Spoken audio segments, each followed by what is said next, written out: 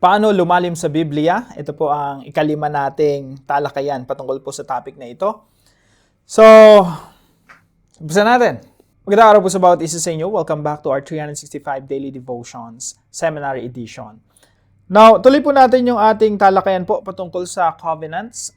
Una po natin pinag-usapan yung covenant of redemption, and then covenant of works, and then covenant of grace. Yan po yung tatlong pinaka-importanteng covenant sa Bible. Pag sinabi po natin covenant, kasunduan. Now, ito naman pong nasa baba na ito, creation, fall, redemption, completion. Yan po yung istorya ng Biblia from Genesis to Revelation. Lumikha ang Diyos ng napakagandang nilikha, pinapangit ng tao, yan yung fall, tutubusin ng Diyos, papagandahin ulit ng Diyos hanggang sa maging perfect muli. Yan po yung dulo ng istorya ng sangkatauhan. Now, yung topic po natin ngayon ay Noahic Covenant. Ano po ibig sabihin ng Noahic Covenant? Ito po yung kasunduan ng Diyos at si Noah. So, ilagay natin dito si Noah, Noahic Covenant. Now, ano ba yung Noahic Covenant? It is a covenant of preservation. Kailangan muna kasi ma-familiarize tayo sa istorya ni Noah. Si Noah po yung inutusan ng Diyos. Sumama yung mundo during that time.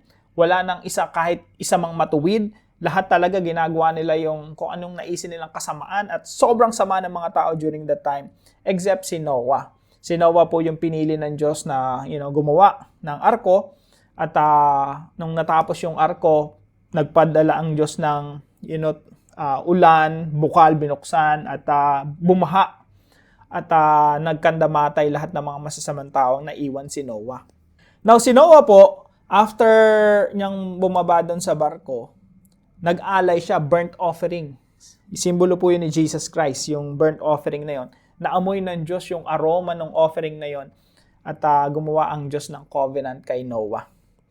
So, ano po yung covenant ng Diyos kay Noah? I-preserve niya yung buong creation.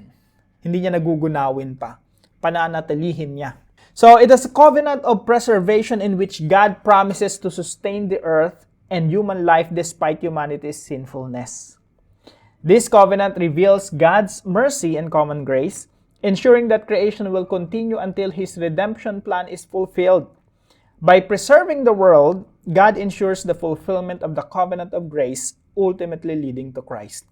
Bakit po preserve ng Diyos yung creation? Para po matupad yung plano ng Diyos na pagtutubos sa buong nilikha. So, salamat sa Panginoon kasi yung creation, nung nahulugan tayo sa pagkakasala, hindi niya ginunaw, tinapos, pinuksa, tapos gumawa siya ng panibago. Hindi ganon. Yung Diyos natin, He is Redeemer, Restorer, Healer. So, yung nahulog sa pagkakasala, pumangit yung mundo at yung mga tao nagkaroon ng kasalanan at naging resulta yan ng paghihirap at pagdurusa dito sa mundo. Ang ginawa ng Diyos, imbis na ulitin, nangako siya na i-restore, re-redeem, pagagalingin. Kaya yung Diyos natin, Healer, Restorer, and Redeemer. Now, sabi po rito, by the way, pakita ko lang sa inyo itong rainbow, no? Pag may nakita kayong rainbow, yan ay sign sa Biblia. Hindi yan sign ng LGBTQIA++ at Pride Parade. Yan po ay sign ng covenant o kasunduan ng Diyos kay Noah na i-preserve niya yung buong creation. Hindi niya wawasakin. Ito po ang una nating verse na babasahin sa Genesis chapter 6 verse 18. Sabi po rito, "But I will establish my covenant with you and you will enter the ark, you and your sons and your wife and your sons' wives with you." Ang covenant po uli, ito ay kasunduan. Kasunduan ito ng Diyos at ni Noah, kaya tinatawag na Noahic Covenant.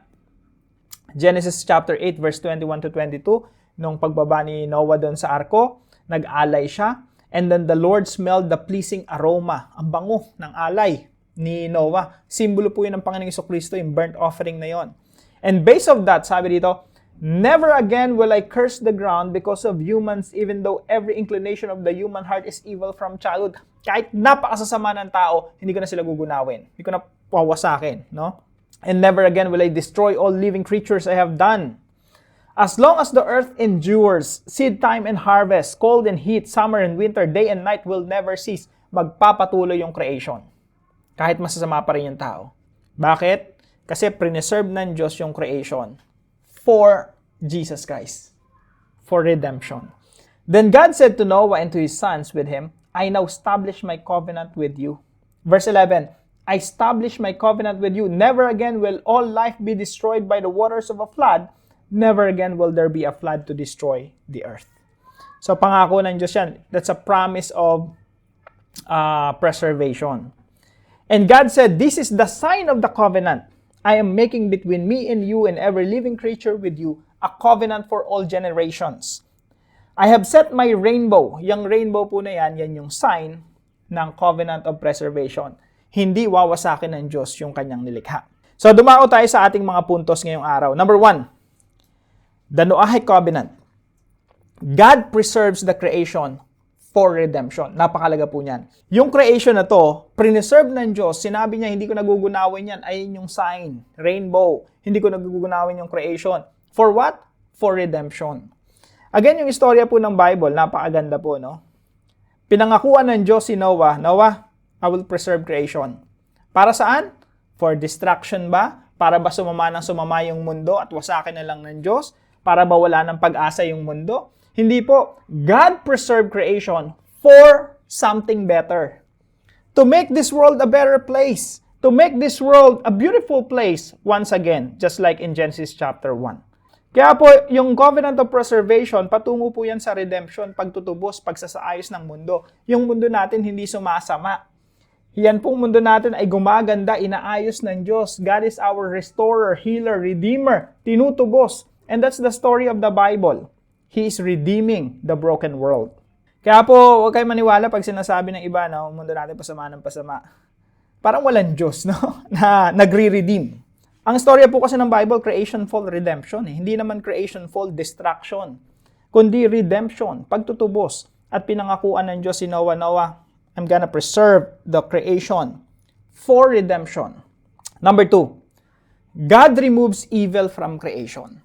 Simula sa fall, nagkaroon ng yung pagkahulog ng tao sa kasalanan, sa isipan ng Diyos, aayusin ko yung mundo na to. Aalisin ko lahat ng masasama dito sa mundo na ito. Kaya po sa panahon ni Noah, yung nangyari doon, sumama yung mga tao. Sabi ng Diyos, hindi pa pwede. Aalisin ko yung masama. Kaya ngayon, nagpadala ang Diyos ng baha. Anong ginawa ng baha? Tinangay lahat ng masasama. Ano ang naiwan sa creation? Mabubuti. Napakahalaga po niyang framework na yan.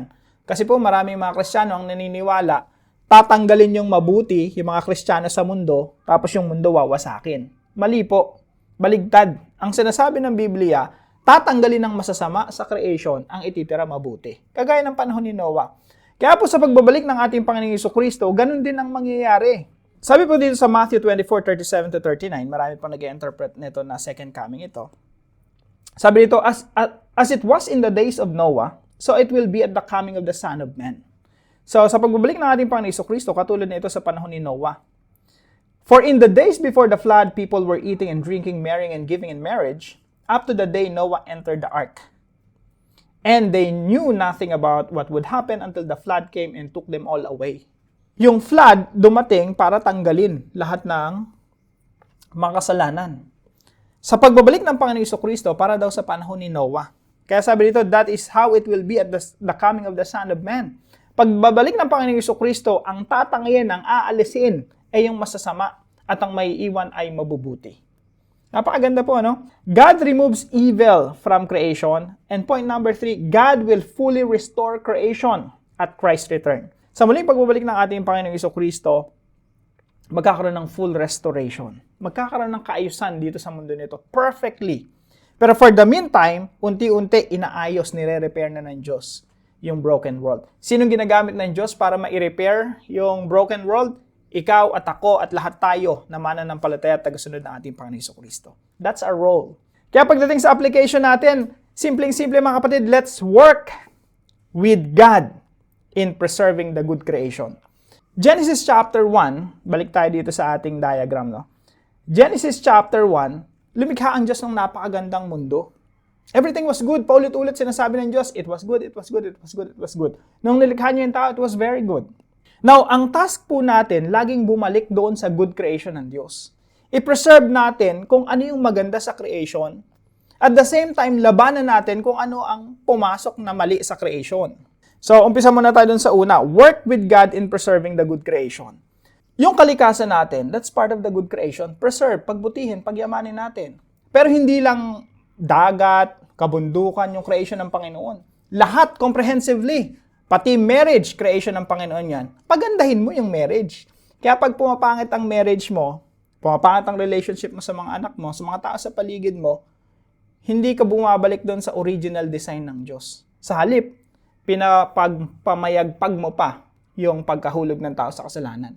Imbis na ang pagyamanin mo ay yung creation na mabuti, ang ginagawa mo, pinagyayaman mo pa yung kasamaan. Nasa Genesis chapter 3 ka, wala ka sa Genesis chapter 1. So, work with God in preserving the good creation. Kaya lahat tayo, pag naintindihan natin itong point 1 na to, kung pulis ka, doktor ka, lawyer ka, congressman ka, janitor ka, alam mo, may role ka dito sa mundo. Alam mo yung calling mo. Alam mo kung bakit ka narito, ba't ka tinawag ng Diyos maging janitor at basurero at presidente o abogado o police o architect or IT. Kasi lahat ng ito, pag pinagsama-sama mo, we are preserving the beautiful world. Pinagyayaman natin at pinapreserve ang magandang creation ng Panginoon. Pero pag yung profession mo, ginamit mo sa masama, nagiging kasangkapan ka ni Satanas sa Genesis chapter 3. No? Wala sa original intention ng Diyos yung fall. Wala sa original creation. Sa Genesis chapter 1, original design ng Diyos yung fall.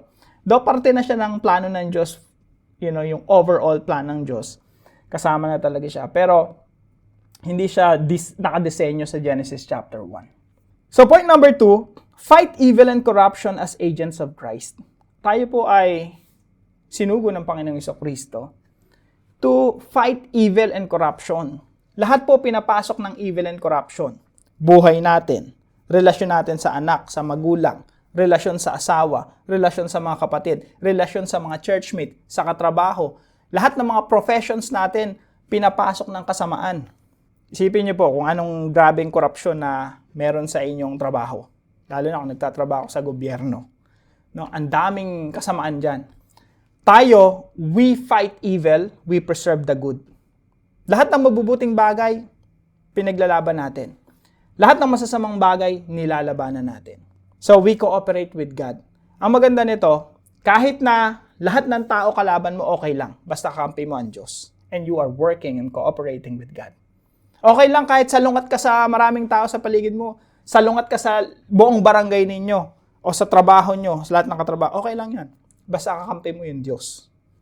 Kahit kalaban mo lahat. Work with God, at the same time, fight evil and corruption. Number 3 po, hope for the full restoration of the whole creation. Yan po yung pag-asa natin. Na babalik ang Panginoong Jesucristo at magkakaroon ng full restoration yung buong nilikha. Yan po ay parte ng covenant ng Diyos, kasunduan ng Diyos tsaka kay Noah. Noah, this is the covenant of preservation. I will preserve the creation for restoration. Not for destruction. Hindi para wasakin. Preserve tapos wawasakin. Hindi po ganun eh. Preserve upang i-restore. Yan po ang tamang theology. Huwag kayo maniniwala dun sa nagsasabing yung mundo gugunawin. Preserve nga eh. Covenant yun kay Noah. The world is preserved for complete healing and restoration. Kailan mangyayari yon? At the second coming of the Lord Jesus Christ. So let's hope for the full restoration of the whole creation. Dito pa lang po sa diagram natin, kitang-kita na natin yung istorya ng buong Biblia. Napakaganda. Creation, fall, redemption, and completion. At the same time, nakikita natin yung mga covenants, mga promises ng Diyos, mga kasunduan ng Diyos sa tao na finufulfill niya.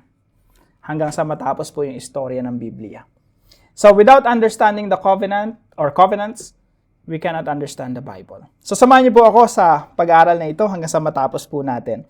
Now, para po sa ating discussion, if God is preserving the world for redemption, what does that mean for how we live today? Pag-usapan po natin ito sa ating mga discussion groups. Samahan niyo po ako sa panalangin. Heavenly Father, thank you for your covenant with Noah. A sign of your faithfulness to preserve the world. You are working out your plan of redemption. And I trust in your promises.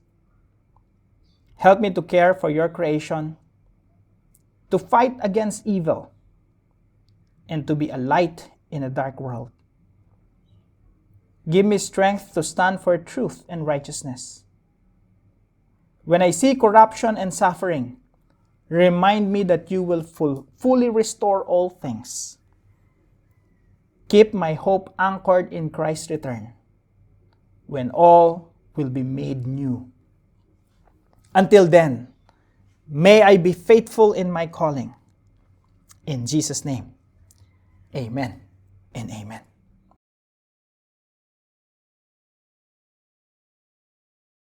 Maraming salamat po sa kapatid natin si Brother Josefino na supportive po dito sa ating channel. Pagpalain ka na ating Panginoon. At kung kayo po may natutunan sa devotion natin na ito, ay palam niyo lang po sa comment section right below this video. And please share this devotion to your family and friends. God bless you mga kapatid. See you po tomorrow 5 a.m. dito sa ating Daily Devotions.